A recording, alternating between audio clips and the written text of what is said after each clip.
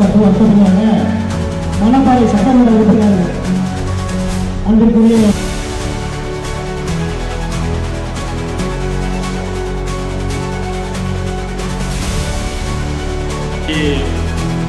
இந்த காலகட்டத்தில் இந்த சமுதாயத்திற்கு ஏற்பட்டிருக்கக்கூடிய நெருக்கடிகளை எதிர்கொள்ளவும் அதற்காக போராடவும் இன்று கொண்டிருக்கிறோம். பள்ளிக்கல்வித்துறையினுடைய அமைச்சராக இருக்கக்கூடிய நம்முடைய அமைச்சர் அவர்கள் 2 பணிகளை என்று இரண்டிலும் இன்றைக்கு வெற்றி பெற்றிருக்கக்கூடிய ஒரு அமைச்சராக நம்முடைய மாண்புமிகு பள்ளிக்கல்வித்துறை முதலமைச்சர் அவர்கள் நம்முடைய பள்ளிக்கல்வித்துறை அமைச்சர் அவர்கள் இன்றைக்கு துறைக்கு பொறுப்பேற்றிருக்கக்கூடிய ஆட்சியை நடத்திக் கொண்டிருக்கின்ற அதை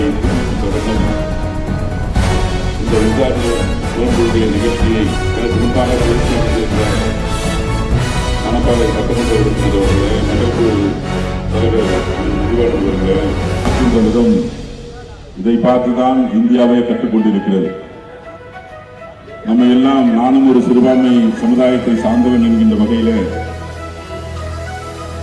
சட்டமன்றத்தில் வக்ஃப் போர்டு திருத்த சட்ட மசோதாவை எதிர்த்து நான் தமிழ்நாட்டினுடைய முதலமைச்சர். ஆனா இந்த சங்கி கூட்டம் நாக்பூர்ல எங்க நோண்டி பார்த்துட்டு கண்ணரை மூடி மிக சிறப்பாக இன்றைக்கு நோன்பு திறப்பதற்கு ஏற்பாடு செய்திருக்கிற பள்ளிக்கல்வித்துறை அமைச்சர். இதுதான் உண்மையான நோன்பு திறப்பு.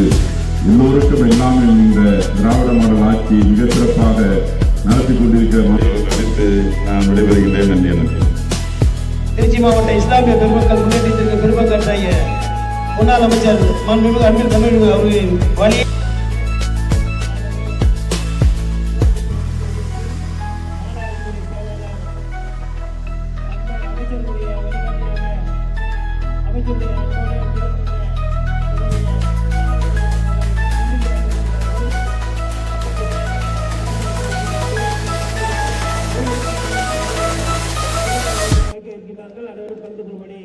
வரஹ்மத்துல்லாஹி வபரகாத்துஹு என்கின்ற அந்த வார்த்தைகளோடு 2 நாட்களுக்கு முன்பு சென்னையிலே நடந்த நோன்பு திறக்கின்ற நிகழ்வு, அங்கே நம்முடைய இந்திய யூனியன் முஸ்லிம் லீகுடைய தலைவர் பேராசிரியர் ஐயாவோடும் மனிதநேய மக்கள் கட்சியினுடைய தலைவர் பேராசிரியர் சட்டமன்ற உறுப்பினர் அண்ணன் ஜவாஹிருல்லா அவர்களோடு சேர்ந்து கலந்து கொண்ட ஒரு நிகழ்வு.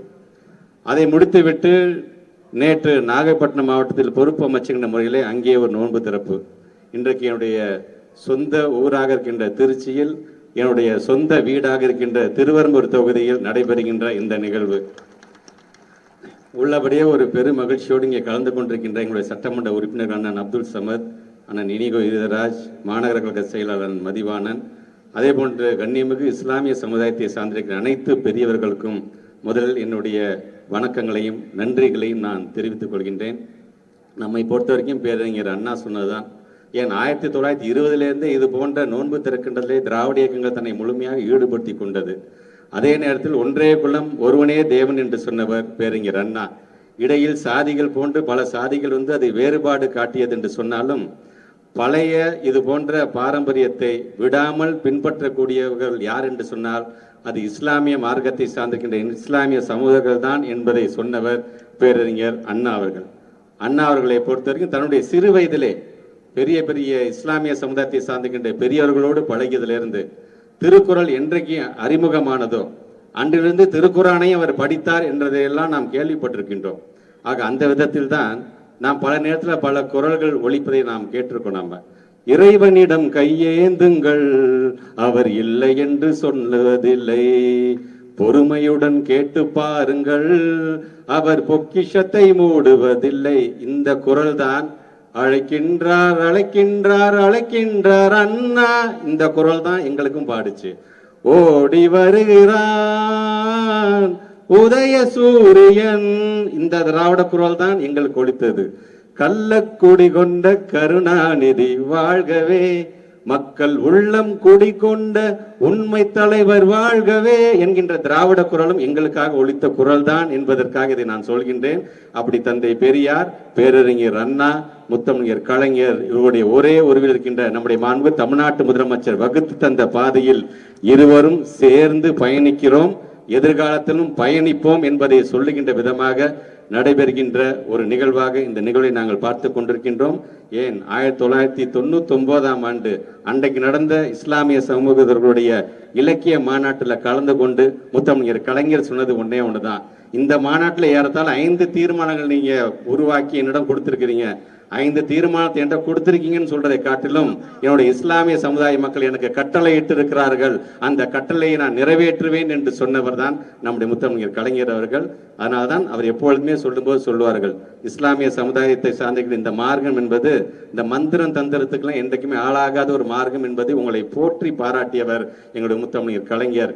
இன்றைக்கு அந்த வழியில் தான் ஏன் முத்தமிழர் கலைஞர் காலத்திலேயே உருது பேசுகின்ற இஸ்லாமிய சமுதாயத்தை சார்ந்த மக்களும் தமிழ் பேசுகின்ற இஸ்லாமிய சமுதாய மக்களுக்கு கிடைக்கக்கூடிய அந்த பிற்படுத்தப்பட்டோர் பட்டியலில் சேர்த்ததுலேருந்து சொல்றேன். இன்றைக்கு நம்முடைய தமிழ்நாட்டுடைய முதலமைச்சர் தொன்மையான பள்ளிவாசலாக இருந்தாலும் தர்காக்களாக இருந்தாலும் அதை புனரமைக்கின்ற பணிக்கென்று ஏறத்தாழ இன்றைக்கு 10 கோடி ரூபாய் ஒதுக்கீடு செய்ததிலிருந்து வக்பு வாரியம் என்று வரும்போது அதை மேம்படுத்துவதற்காக 23 கோடி ரூபாய் ஒதுக்கீடு செய்யப்பட்டு ஏறத்தாழ 308 வக்பு வாரியங்களுக்கு அந்த பணத்தை பிரித்து தந்ததிலிருந்து இப்படி உங்களுக்காக நாங்கள் ஒவ்வொன்றையும் செய்யும் பொழுது ஒன்றியத்தில் இருக்கிறவங்க இந்த வக்பு வாரியத்தை ஏற்ற 115 முறை திருத்தம் பண்ணியிருக்காங்க அந்த மசோதாவை. நான் கேட்கறது ஒன்னே ஒண்ணுதான், உங்களுக்கு என்ன சார் அவ்வளவு அக்கறை? அடுத்தவன் வீட்டை நீங்க ஏன் சார் எட்டி பாக்குறீங்க? அவங்களுடைய சட்டத்திட்டம் என்னங்க அவங்களுக்கு தெரியும், அதை பாதுகாப்பது எப்படின்னு அவங்களுக்கு தெரியும். நீங்க புதுசா நீங்க ஒன்னும் அக்கறை காட்ட தேவை அவசியம் இல்லை என்பதை அழுத்தம் திருத்தமாக சட்டமன்றத்தில் ஒரு தனி தீர்மானம் கொண்டு வந்தது யார் தெரியுமா? நம்முடைய மாண்புமிகு தமிழ்நாட்டுடைய முதலமைச்சர் முத்துவேல் கருணாநிதி ஸ்டாலின் அவர்கள் தான். உங்களுக்கு என்றைக்குமே அரணாக இருக்கக்கூடியவர்கள் நாங்கள் அனைவருமே.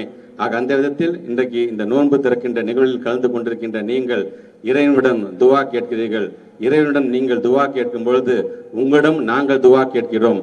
நமக்காக ஒரு அரணாக நம்முடைய திராவிட மாடல் அரசு வரும் காலத்திலும் தொடர்ந்து இருக்க வேண்டும் என்று சொன்னால் உங்களிடம் நாங்கள் துவா கேட்கின்றோம். நம்முடைய மாண்பு தமிழ்நாட்டு முதலமைச்சர் வாழ்வாங்கு வாழ வேண்டும், உங்களிடம் துவா கேட்கின்றோம். உங்களுடைய தூய்மையான வாக்குகளை நாங்கள் கேட்கிறோம் என்று சொல்லி உங்கள் அனைவருக்கும் இந்த நோன்பு திறக்கிற நிகழ்ச்சியை கலந்து கொண்டு எங்களுடைய அழைப்பை ஏற்று எங்களுடைய திருச்சி தெற்கு மாவட்டத்துடைய அழைப்பை ஏற்று வருகை தந்திருக்கின்ற உங்கள் அனைவருக்கும் என்னுடைய நன்றிகளை உங்களுடைய பாதமலர்களை தெரிவித்து இந்த உரையை நிறைவு செய்கிறேன். நன்றி, வணக்கம்.